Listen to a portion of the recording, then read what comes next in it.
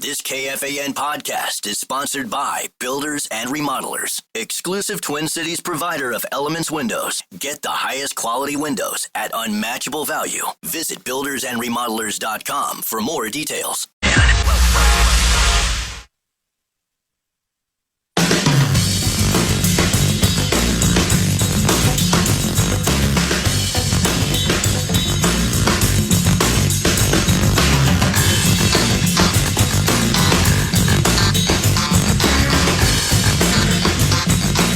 Any form of Minnesota Vikings related talkback most likely will be played back at some point. This is a final hour. Free iHeartRadio app. Microphone, 30 seconds. And here they are via the free iHeart Audio app. To put a close on a long winder from yesterday called Puncher's Chance, what Nordo and I did was we eliminated the five odds-wise favorites to win the Super Bowl, and then we looked at those who, in essence, would have a puncher's chance. And the puncher's chance doesn't have to do with our perception of teams. It has to do with odds.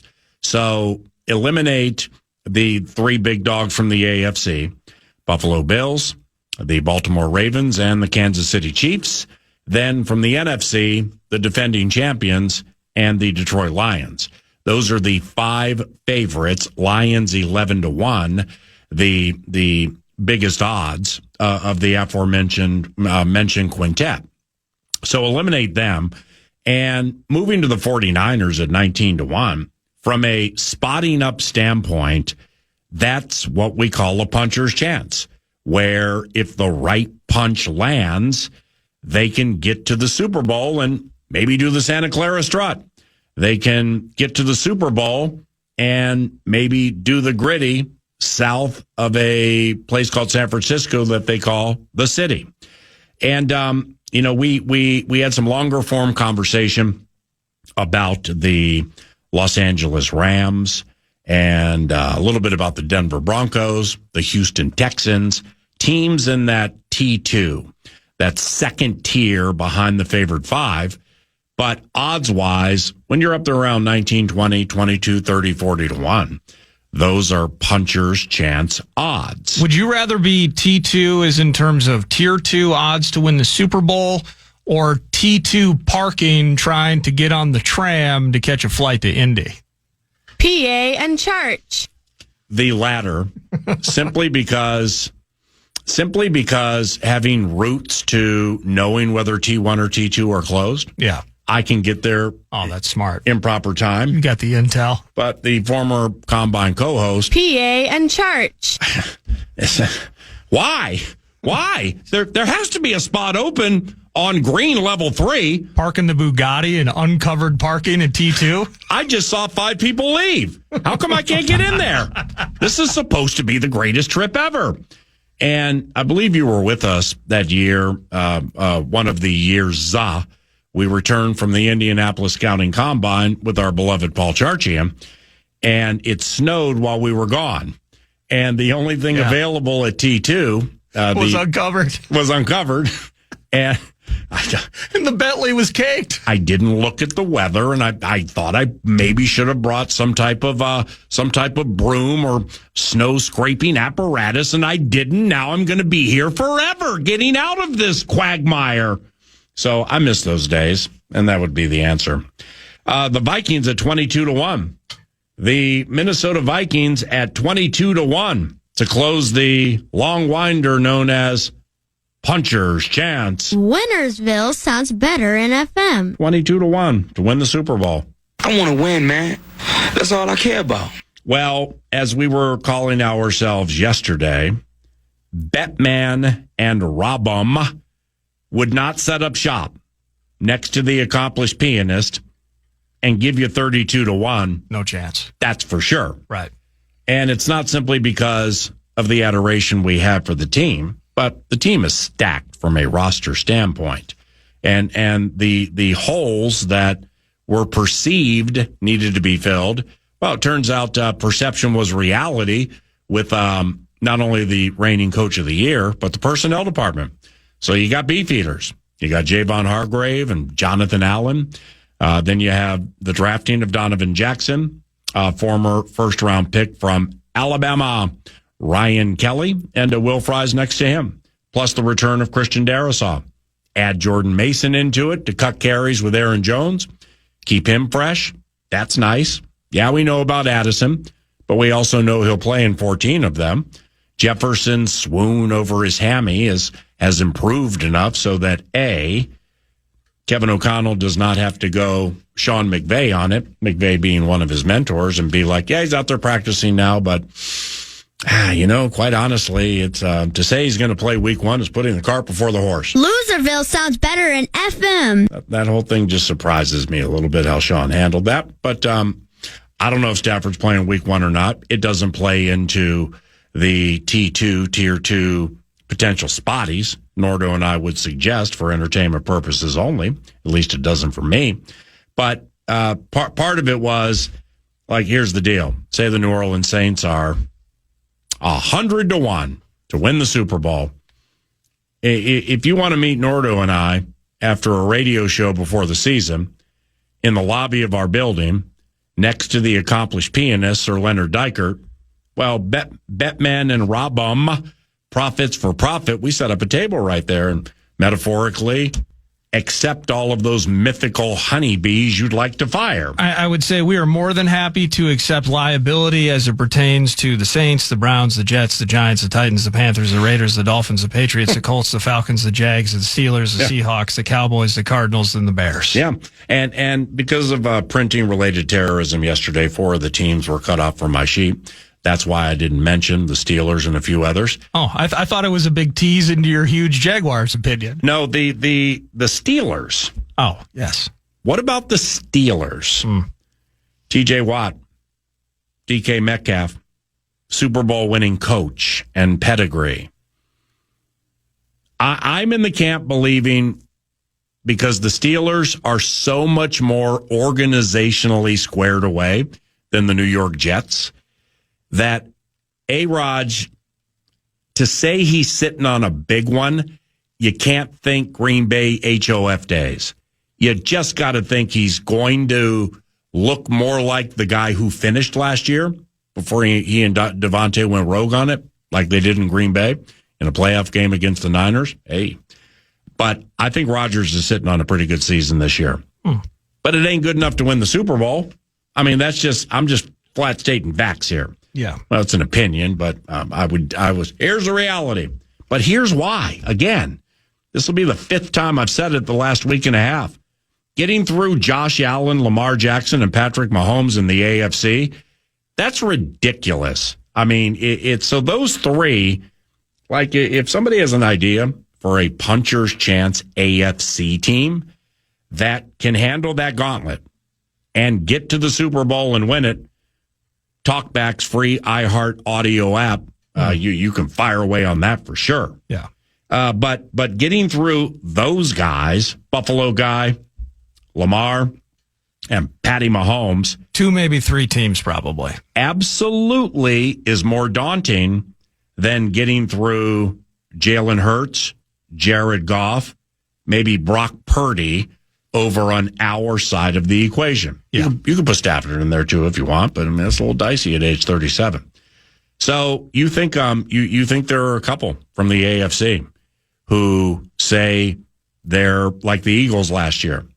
They get them all at home, but they start in the wild card round, and then they win, get good fortune to go their way with a division rival winning on the road against the 1. So then they get the NFC title game at home. Yeah. Because that's kind of what it's going to take. If you like, cool, we're in the playoffs. Wow. The Bills got the 1 seed. Cool. We started Arrowhead. All right, cool. We won that one. Now we go to M&T Bank Stadium to deal with that monster. Cool. We won that one. Now we get to finish at Buffalo, where the wind chill is 10, and the Calcutta Clipper with the lakefront influence, it's blowing in, it's blowing out. Just a typical January in Buffalo. Who would they be? Like 2 from the AFC you think could actually do that? Well, I think we kind of hit on them yesterday. I think if you're looking at the Bengals now, again, a lot of things need to go right, and actually this focus with the Steelers, these two teams, the Steelers and the Bengals, they have to. It's not necessarily it would be a worry of getting through Lamar in late January, but they got to get through Lamar in the regular season. You got to win. It's the chase to win this division. Yeah, I like the Broncos a lot. And I'm not going to go so far to say that they're my side piece. It's just begrudging respect and kind of just being impressed by what Peyton did with Bo Nix. I think the defense is better. Love some of the ways that Schlereth summed things up last segment. The Broncos ain't going to Arrowhead with the AFC title on the line and beating Mahomes in Kansas City. Right. So, the idea of... I don't like them to go to Buffalo either and win. Well, and so kind of you're winning your division, how things are lining up, the way that it lined up for the Eagles a year ago. And I still think just overall they're the best team in the NFC. Yeah. But things lined up in their favor, right? So if you're Washington trying to get over Philly, you better get over them in the regular season and win that division. If you're the Steelers or the Bengals, you want to get over on Lamar, you better get over and win that division and put yourself in a better spot for that inevitable collision course playoff matchup. Yeah. And then they're all kind of at the mercy of Buffalo playing into the division that they get out of bed with 13 wins. Yeah, they're 6, and specifically 5 or 6 in the division. After seeing New England in practice, more so in practice than in the game, I should not have waffled on a take I had a month ago, and then I talked to Senor Spotty and a few other people who know what this game's all about. 8.5? No. I mean, I may not, in metaphorical fashion, pretend fashion, bet men and rob them. I may not play the under on the Patriot. I ain't playing the over. No. I mean, Milton Williams, that's going to help. Carlton Davis is going to help. That's just a slow team. They're just kind of a slow, grinded out type team. My brain is wired wrong. So when we do these over-unders, I mean, there are certain things, like it's so easy to dagger the Saints. That's a 2-win team. It's just going to be a disaster for them. And then it's sad for all those in the Bayou. But typically, when we were running through those, I'm trying to find, maybe with Vrabel and this influence, like you're trying to talk. I find myself always talking myself into the good side of something. Yeah. And me too. The more that you look into it, though, man, Vrabel's got an uphill battle ahead of him. For now. And that's 2025. Still worried about the development. I mean, Drake May's got a lot of room to go. Bills are going to win that division. They're going to have 13, 14 wins. So you're chasing, if you're the Steelers or you're the Bengals, let's say you get over the hump on Lamar, something weird happens and the Ravens are struggling. Well, now you're chasing that 1 seed where everything's going to go through North New York. And then that's going to be a problem when you got to go up to Orchard Park or whatever it's called and handle business. So when you speak puncher's chance, yes. Yeah. But these organizations have to enjoy the same circumstantial benefits in addition to the winning itself, which makes it so tough.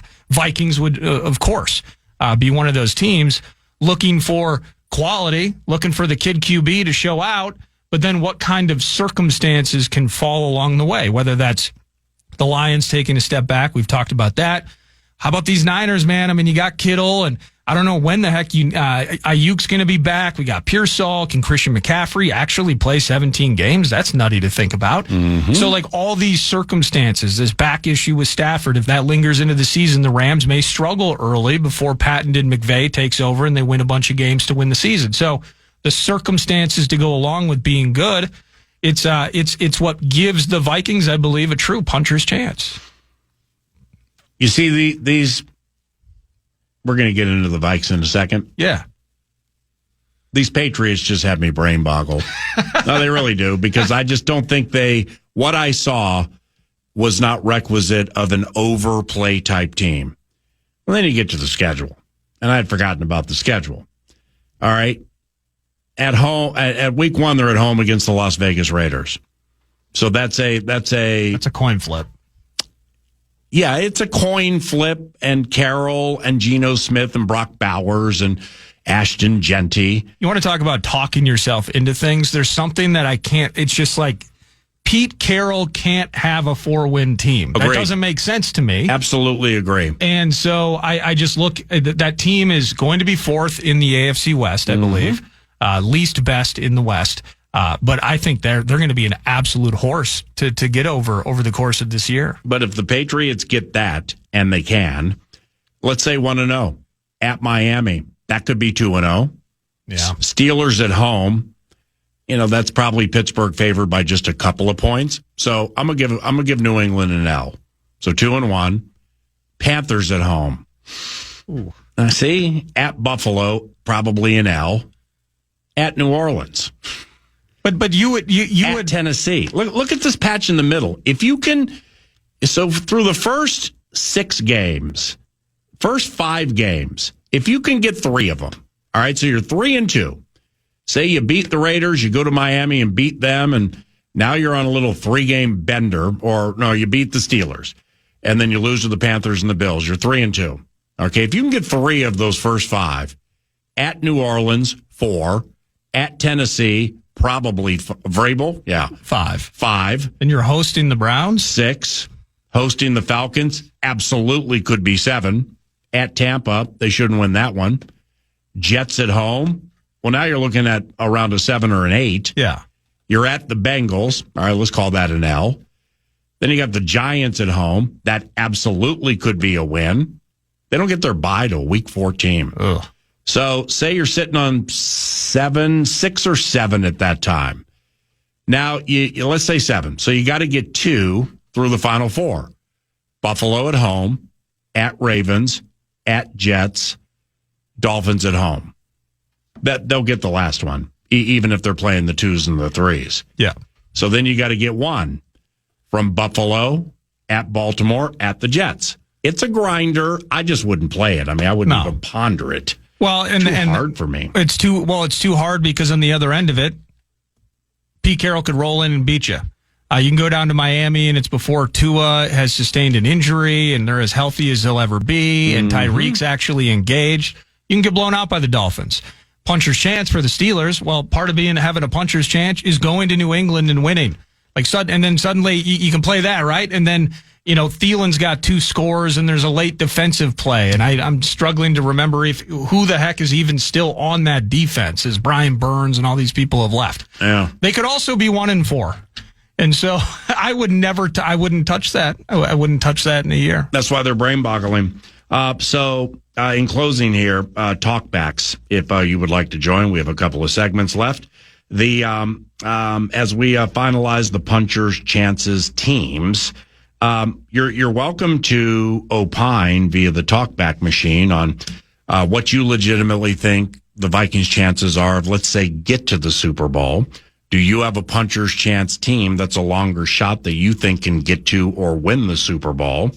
And also any Vikings related talkbacks are welcome, because don't anticipate any talkbacks for a week and a half. When we head to the State Fair tomorrow, 9 to noon at Carousel Park at the State Fair. And we crack that thing open tomorrow at 9. So we'll play back some of those talkbacks and pay off what we think about the Vikings at 22-1 doing the Santa Clara Strut. Back at.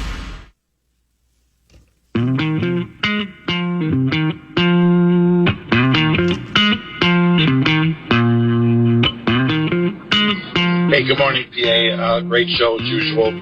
Just curious to get your point of view on this. Everywhere you turn, every article you read, everybody is saying that the Viking season is 100% depends on McCarthy's performance.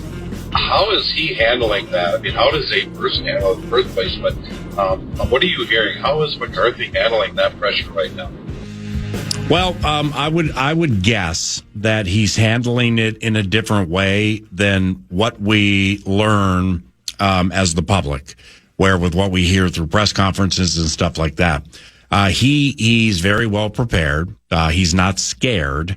And, when it comes to the Vikings at 22-1 and whether metaphorically or mythically we would spot up on that to win the Super Bowl, J.J. McCarthy wins at every single thing he does.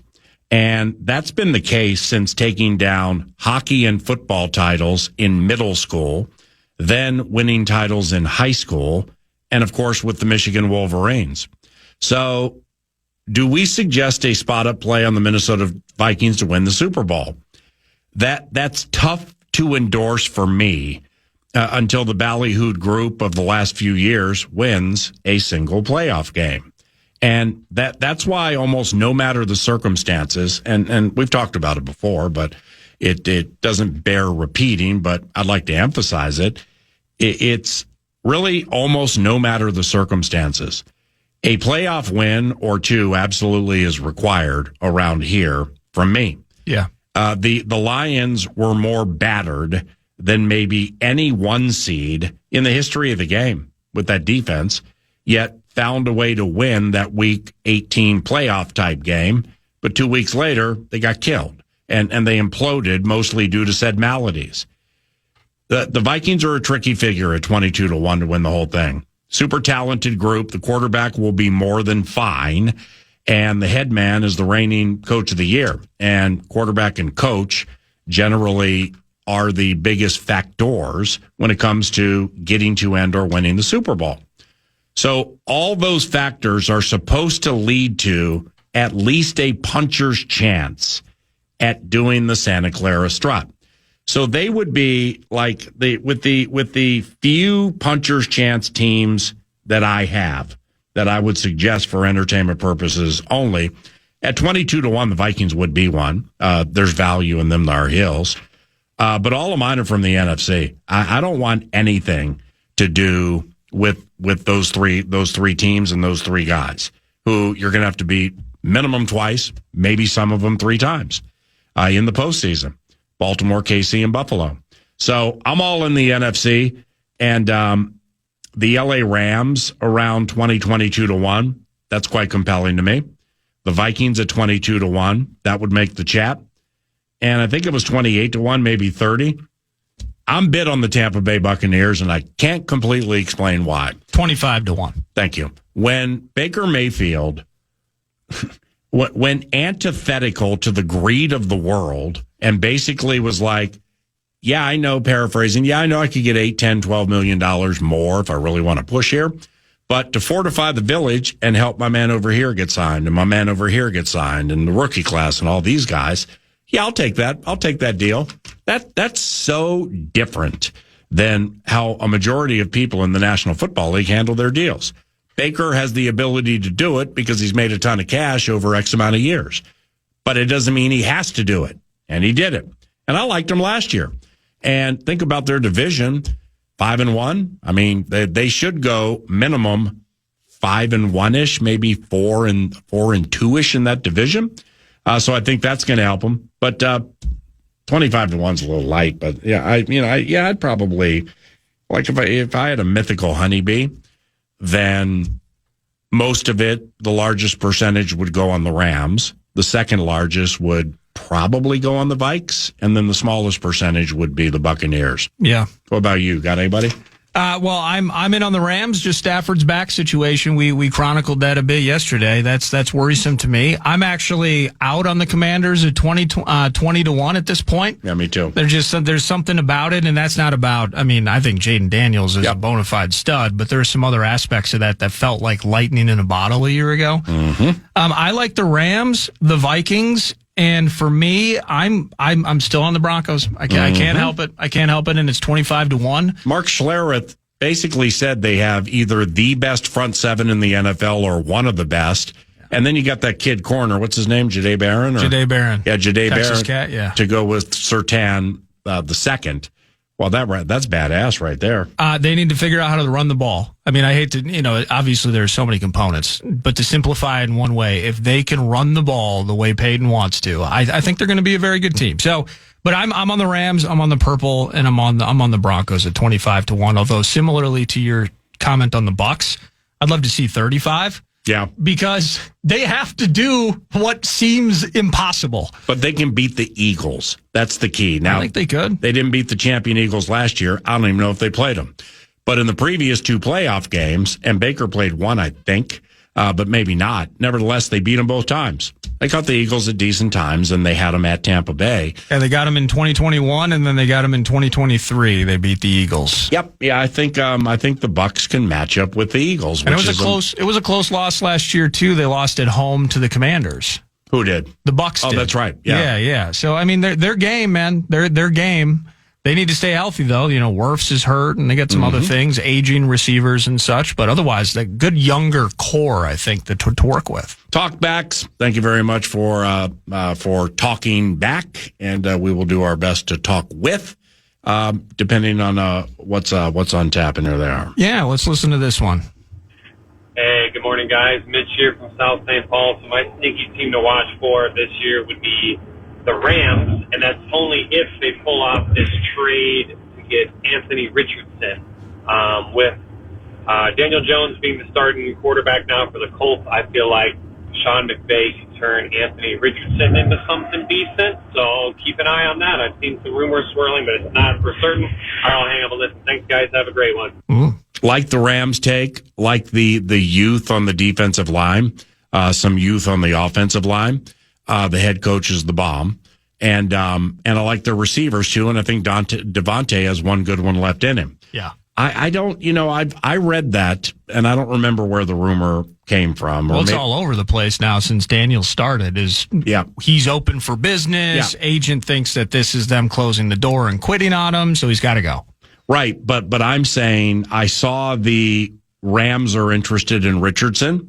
And then I saw something because Kevin O'Connell had adoration for Anthony Richardson into the draft. But now they've all watched him play.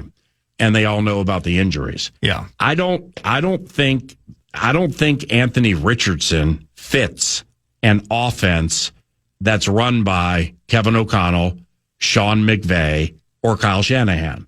And not that San Francisco's in the mix, but until Anthony shows he can consistently pass accurately and stay on the field for more than 2.5 games at a time, I wouldn't trade for him. Depends on what you give up because he was third overall pick in the draft a few years ago? Fourth, maybe. Yeah. So top 5. So having the asset and the commodity, great.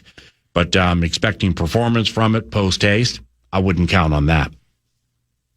Talkbacks. Curious as to, is Wes Phillips an unsung hero? He's always in the background, and all the offense credit goes to KOC as the play caller. How important is Mr. Phillips? Very important, or he wouldn't have the job. Secondly, tight ends coach Brian Angelico is a red zone savant. So he has as much, if not the most say to the red zone offense. O'Connell has the most say, but hear me on this. Particularly the low red? Yep, the low red, the high red, and certainly Angelico has a say in the weighty downs. But Wes is a valued commodity. Josh McCown and Keenan McCardell, he's the wide receivers coach. Those could be two sitting on offensive coordinator jobs in the relative near future. And that's what Wes wants to do. So, So Wes is sitting on one of those jobs too. But it's when they say this is a collaborative thing, that they're not lying. Right. O'Connell is one of the best with whom I've ever worked at not being the bang your fist on the formica and say my way or the highway. And Wes has a lot to do with that. One more. PA Nordo, it's Max from Egan. It's been a while. I'm just going to kind of spill my brain on the whole Vikings situation. I think it's kind of unrealistic to think that a rookie quarterback, because he really hasn't played, is going to take us to the Super Bowl. I think we'll be either first round or second round exit in the playoffs. But that's just me. Max Grosmer is way better than Brett Rippon. I don't know why Brett Rippon's still on this team. And then if we lose wide receivers or corners, it's going to be a tricky season. We need both those positions. We don't run very deep in either. Thanks, bye. Nicely laid out, Max. Good hearing from you again.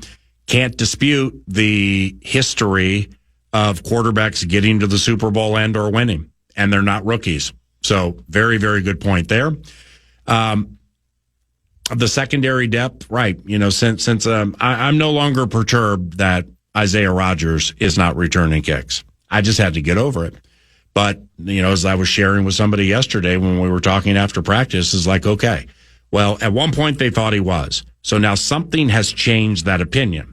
And I don't care about tapping on what changed that opinion. It's just the opinion changed because now he's not on the depth chart as a kick returner. But then after that, I'm like, all right, well, cool. I mean, you got this punt return deal here. Well, now you might have a punt and kick return situation that you need to fill. So just trying to minimize the Q and the quandaries. But cornerback depth, and ain't no doubt about that. So you definitely make good points there. But, I mean, they're going to have happen to their team every bit as much, if not worse, than what happened to the Lions last year with injuries, for me to be like, this team should not win a playoff game. Because I think they should, and I think they will, and I think they'll win at least one. And only time will tell, Davey, because we kick it off 19 days from today. I can't wait. Just an update, of course. An auction has been taking place throughout 9 to noon. Greg Coleman raising money for sports and mentoring programs at the YMCA earlier on. I talked about this sweet prize package, a couple of tickets and a touchdown suite for Vikings Ravens on Sunday, November 9th at U.S. Bank Stadium. That's week 10, by the way. But you're going to get hosted access in the touchdown suite with Greg and his wife, Eleanor Coleman. Luxury hosted food, beverages, unbelievable access to the Delta Sky 360 Club. It's all inclusive. Package includes a hotel, a game day breakfast with Greg himself, a Coleman jersey, legend signed football, and some books. The current price on that is $2,500. So thank you so much to those that have been calling in throughout 9 to noon. This auction, by the way, you don't have to rush to the phone now. This is going to go through Dan Barrero, through bumper to bumper today. So an opportunity to raise some awesome money for the YMCA and get yourself in the catbird seat for Vikings Ravens November 9th. And those who follow KFAN on social media, the only social media outlet I use or have is Twitter or X. But at KFAN 1003 with Instagram and Twitter and things like that. At 4:00 today, we are going to release what our merchandise looks like for the State Fair. And, of course, you can purchase it at the State Fair, at the Pro Shop, right around the corner from where 9 to noon kicks off things at Carousel Park tomorrow in the shadow of the grandstand. That's where we will be with you tomorrow. PJ Fleck joins on site tomorrow right around 11 o'clock. Plus, there's much more. Thank you for listening. For Eric Nordquist, I'm Paul Allen. God bless all of you, and have a great day. Bye. Making a way when you can. Temporary layoffs. Good times. Sacked. Good times. He has no chance. Good times. No. Good times. Ain't we lucky we got 'em. 9 to noon. Good times.